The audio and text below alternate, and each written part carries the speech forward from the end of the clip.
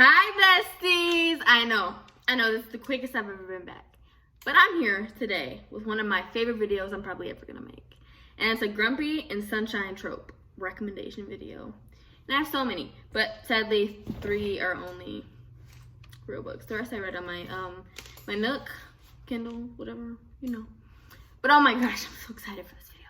I've been waiting for it for a minute. I just made a good first cup hot coffee.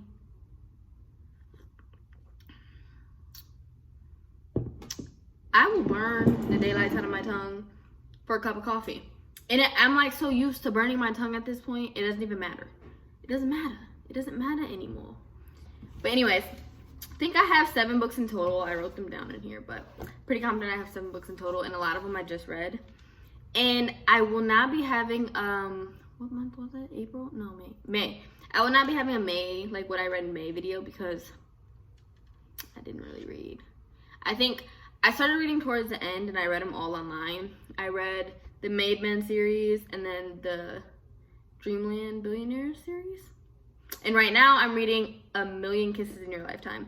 And I don't know how I feel about that so far, because I'm not really big on boarding school romances, just because Wattpad kind of like, it gives me more Wattpad than actual book, and I'm just kind of like, what do you want me to do? Don't know. Anyways, if you're new, I'm Zoe, and I just talk about books for fun. If you're not new, hey, I missed you. I really did. And I know you're excited for my recs today, because I don't lie. And I'm going to tell you if I like it and you probably won't, or we're both going to love it. Because I give really good recs. I only read the best of the best. Anyway, okay. So first, I'm not going to start with these. I'm going to start with the ones that I read recently, because they're easiest to jog my memory. The first one I have is The Spanish Love Deception. And that is one of the biggest Grumpy Sunshine, because Aaron Blackford, he's such, I don't know how to word it, kind of like an a-hole to everybody else, like, around him, but he's so nice to Catalina, and he would do anything for her. But he is a very grumpy person overall. He doesn't really like to do anything, and I don't think I've talked about it on here yet. A couple of these books I do talk, like, a lot about on this channel, so just look at my other videos. I'm probably not going to explain them too deep. But this one, it takes place, it's kind of like an office romance, and it's definitely fake. Oh my gosh, it's a fake dating trope. I love this book so much. It was a 5 out of 5 for me. And so all around, Catalina, she's not a grumpy person. She's kind of more outgoing, she's talkative, she talks to everybody. But Aaron's kind of like mad. Like the whole beginning of the book, he's mad because she's like, she's not really his competition, but they butt heads the whole book. And he's always grumpy just to everyone but her. It's kind of like an Everyone But You. Like, I love Everyone But You. I love that book so much, and I will always recommend it. And one of the biggest takeaways from this book, sorry, let me take my bracelet off. But he learned Spanish for Catalina. Oh my gosh. Plus, like, the fake dating, it all just kind of ate for me. It all went together perfectly. Bon appetit. Next. Which one was I gonna do first? Oh, Darkest Temptation by Danielle, Laurie, but that author is problematic, so that's why I did not get the actual book. I do not want that book sitting in my bookshelf. No. But I read all 3 books, and I read each book each day, and The Darkest Temptation is the last one, and it takes place with Ronan,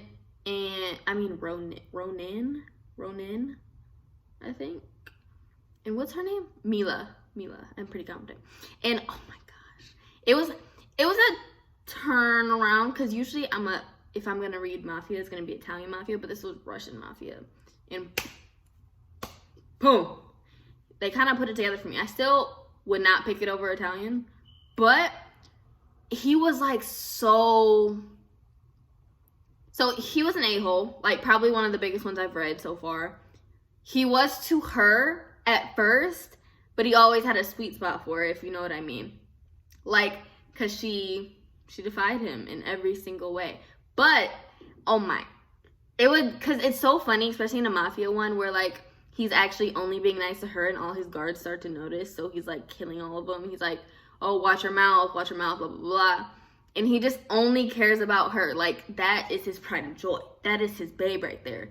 And it took so long for anything to even happen, but it's like, it was worth it because you could tell he was in love with her. It's kind of like one of those tropes when you know the man falls first, even though he's like a DICK the whole book, but he still falls first and is head over heels? Oh, in love with her. It was one of those books, and I rated that book a 5 out of 5. Did I? I think so. It was either a 4.5 out of 5 or a 5 out of 5. But I'd still pick the other two made men over him just because he was a little much for me. So, you know. But next, oh wait. So yeah, I do recommend that book, but please read it on something like, I never will ever say this, but like something where it's not profiting the author, because real problematic there. But anyways, my next book is The Fine Print by Lauren Asher, and I also read that. I think I read that 2 days ago because I finished Terms and Conditions yesterday. But oh my, this book. Oh, this one takes place. Oh, and it's a like multi-race, multicultural, I don't know. Book. The main character, the female, black, and like Arabian and other stuff. But talk about it. Zara and Rowan, that takes place with them, and it's kind of like a boss employee romance. And oh my gosh, this book had me screaming. I love this book so much. It is an office romance, and there's so much banter in this book because Zara is happy and blah blah blah. Like, she is an outgoing girl. She talks to everybody. She's so nice. Like, she has the purest heart ever. Like, for everyone. People with disability. Like, this book talks about people with disabilities, people of color, multiple different races, mental health. This book is everything you could ever want. And so, and yeah, so he is kind of like a stuck-up billionaire, you know how all the book dudes are billionaires and they're stuck up. That's who he is. And Zara's kind of like she was born middle class, lower class, and stuff like that, and she's trying to tell him like money isn't like an object, blah blah blah. It's talking to him the whole time, and he definitely learns a lot. There's a lot of self-growth in this book, and it's so beautiful. I cannot get over it. It's just a beautiful book. I rated it a 5 out of 5 or 4.5 out of 5. The only reason it would ever get a 4.5 is because it kind of got a little slow towards like the middle-ish. Like, I still had a lot to go, and everything was kind of already going, and then nothing bad could go wrong. So it was just kind of a little slow for me. And I also do recommend that. But I recommend these two books together. That's why I was going to move on. And then the next book is Terms and Conditions by Lauren Asher as well. And that is the second book in the Dreamland Billionaire series. I think there's a third one coming out. Don't quote me on that. I'm pretty confident though. Because with the third brother. Because they're all brothers. Declan, Rowan, and Cal. Okay. And then this book, this takes place of another multicultural relationship, blah blah blah. Anyways, it goes Declan and Iris, and this book has to be my favorite out of the two, just because there was way more angst throughout the whole thing, because it was a fake marriage, was fake dating, fake marriage, same thing. She was his assistant for years. Like, they were best friends. That was the only person he could tolerate. Like, and even when he could tolerate her, he was still an a-hole, but she knew how to deal with it. She dealt with it every single time and made him shut up every single time. Because he was the runner. He was the one who fell in love first. Even though if she did fall in love first, it was clearly known that, like, he was chasing. He was chasing. In this book, it's just kind of like, I'm not going to give a synopsis. That's the reason I didn't on the fine print, is because I'm going to talk about these two more in depth in a different video.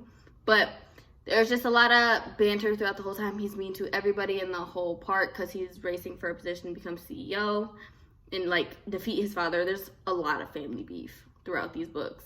And Iris steps in and takes over. She's like, okay, I'll be your wife, to figure it all out. This assistant knows him best. She's been working for him for years, blah, blah, blah. And he's kind of like, blah, blah, blah. And he just kind of, like, he doesn't like it the whole time. Like, a jerk about it the whole book, besides like the end. But, and she just kind of like, she's the person to shut him up every single time. When he's mean to little kids, when he's not really, okay, let me take that. I'm just gonna cut that out. When he's mean to people, anything. But the thing is, she is a grumpy sunshine person. She's a plant lover, and he is a rich businessman who doesn't donate money to anyone. And that's another thing about the fine print. Zara makes sure that Rowan gives so much money back to the people, because he never noticed, because her family, they all worked for him like her whole life, and they never had the money to do anything because they don't pay enough well there. And he was like, I don't pay you guys enough. And he raised everybody's things. Okay, back to terms and conditions. And there was just so much banter the whole book, like, which really pulled it together for me. And that pulled it together for me. Like, it was a 5 out of 5. I did not mean to say 10 out of 10. But that was a 5 out of 5 for me. It did still talk about the things I mentioned in the last book. It just didn't make me bored, like, the whole thing, because there was always something going on. Like, there was always, like, beef between certain people sometimes, depending. But there was always something going on, and I just loved that book so much. I'd probably reread it. It's probably a comfort book for me. I loved it so far. And there's just so much angst. Because the whole book, you know how there's some books where they're grumpy and then they're nice? No, he's grumpy the whole book for no reason to everyone but her. Like, he's just grumpy the whole book. And I would always recommend this book, but you have to read the series. Like, you have to. I mean, you could probably read it as a standalone, but, like, the couples, like, and the people, they go between books. So, you gotta read both. I'm recommending both. Alright, my next one is Shatter Me by, I've never known how to say her name. Tahiri Mafi? I don't know. And it's kind of like a dystopian book. I wouldn't really say fantasy, but it's more dystopian-ish. And these are not my to-go-to books. This is just one of the first books I got when I got into reading. But it's just something about the errands that do it for me. Every single book where there's an errand, they're going to do it for me. Every single time. And this one is Aaron Warner and Juliet. I don't know her last name. It's cute though. Yeah. And he is kind of like the guard. He's the guard the whole time. And she was locked in. The first line is like, I was locked in myself for 234 days or something. Blah, blah, blah. And he's like madly in love with her. But he's also an a-hole to everyone else. He is to her when she kind of like lashes at him, which is understandable because she was locked in prison. Anyway, he like will snap at her, but like he'll always fix it. Like, he's a sweetheart, but like an evil sweetheart. Like, he's not a villain, but he's not your dream, like, sweetness boyfriend, if you know what I mean. Aaron Warner, he's the moment. He is every single thing. Even though he is so mean, I think that just makes it so much more hotter. Like, there's a reason girls like bad guys. Because of him. He's the reason girls like bad guys. I love this book so much. And I rated it a 5 out of 5. I have not finished the whole series. I have not, because that's so much. And you guys already know my problem with buying the first book and then not buying the rest, because I keep moving on. But I'm definitely going to finish this series. The only reason I haven't is because there's so many novellas that go with it. There's like Ignite Me, Destroy Me, Untie Me, Defy Me. There are so many. And I know they're all probably good. But I just can't bring myself, especially when fantasy is not my first option over romance. But Aaron Warmer. I've read the first 3, but Aaron. Ignite Me is definitely my favorite one though. So make sure you get to that 3rd book. That 3rd book is definitely worth it, because I can't really explain the whole book. Like, that's why the synopsis was not that great. Is because there's so much going on. Like, so much. But yeah, 5 out of 5. I definitely recommend this book forever. Next is The Love Hypothesis. Crime. I don't even have the guts to go back and fix it. Anyways, The Love Hypothesis, and this takes place of Adam Kent and Olive Smith. Pretty confident. And I read this. This was one of my like 7th reads that I've ever read. Like, it was one of my first books for TikTok. And now that I look back at it, because I did rate it a 5 out of 5, I'd say it's now like a 4 out of 5. Because it was good. It was really good for me, and I liked it. It just Now that I read better, the score kind of goes down. So yeah, but this book. So Adam is her professor. But not like her professor, but he is a professor. And she's a student in STEM. Woman in STEM. Anyway. But yeah, he is a jerk just like every other character to everyone else but her. Even his own friends. Because one of you will read, like if you read this book, which I guarantee you half the people have read this book. If you read this book, one of his friends says something. He's like, oh, he'll never believe you over me. You're just a girl, blah, blah, blah. Adam came in. Bink, bink. He like stood up for Olive and Soul because she's kind of like I wouldn't say she's naive. She's just very calm. What would I say? I don't know. But yeah, she's not naive. She's just very, you know what I mean. If you read the book, like not dumb, but she's just kind of like clumsy-ish, if that would make sense. And he sticks up for her every single time. And he gets her coffees in the mornings, like every single thing. And he like reaches out like so she can make it in future projects and do all this great stuff. And while he's like rude to everybody else in the world, nobody can hear it from him because he's just gonna shut you up. He doesn't care. You're not worth his time. Because even students, they hate him. Like as a professor, they hate him. Because he's so hard. He's a hard professor. He's so mean, blah, blah, blah. But everyone but her.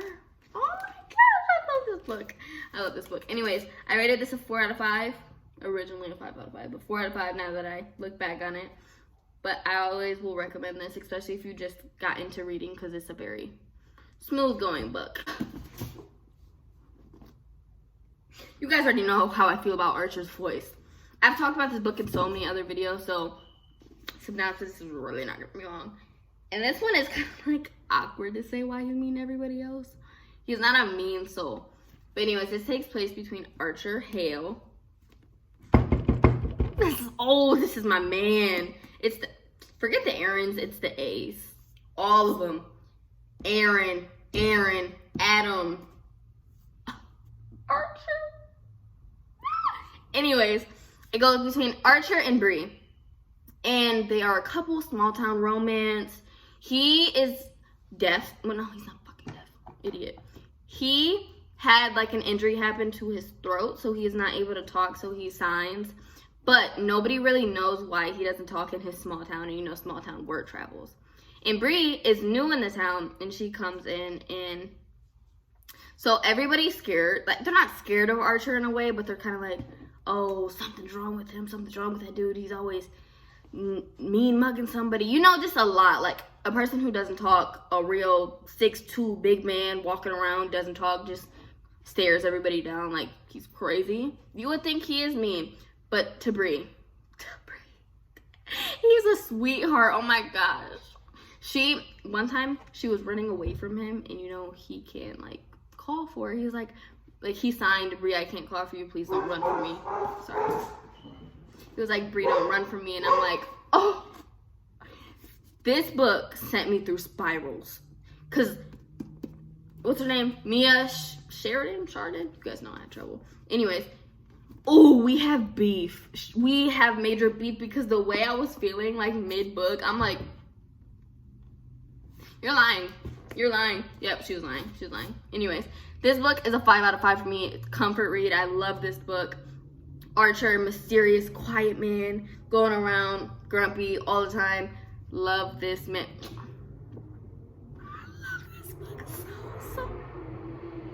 You mind? Like, do they mind? Anyway, I love this book so much. 5 out of 5. Definitely read it. Me on TikTok. If I only could, I'd make a deal with God. Stranger Things was so good. Anyways, that is the end.